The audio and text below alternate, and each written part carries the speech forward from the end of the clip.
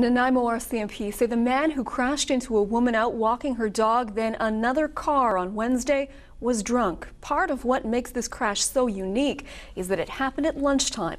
And as Lee Czekstad reports, the Good Samaritans who came to the rescue weren't letting that suspect go. As a retired RCMP officer with nearly 30 years experience, Jim Hull says he can easily spot a drunk driver. So when he saw and heard the crash outside his Nanaimo home Wednesday around 12:30, he knew what had happened. I noticed, there's no question in my mind at the time, that he was under the influence of alcohol. The sound of the crash attracted attention from the entire street. We ran to the window and we saw branches all over the driveway, and then we saw a black car that had crashed into the tree here. The crash left a trail of destruction, with the suspect hitting a woman walking her dog, a tree, and totaling a parked car. Aaron Steele ran over to the suspect's car and said the man smelled of alcohol. Then he said something that shocked her.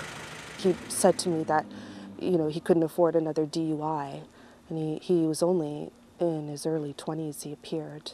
By now, Jim Hull was at the crash site and asked for the man's keys. He refused, and Hull says tried to flee. I tried to get the keys first, couldn't reach them. Grabbed him in a headlock and started pulling back. And in the process, he released his foot off the gas pedal, and then he started screaming and swearing at me and everything else.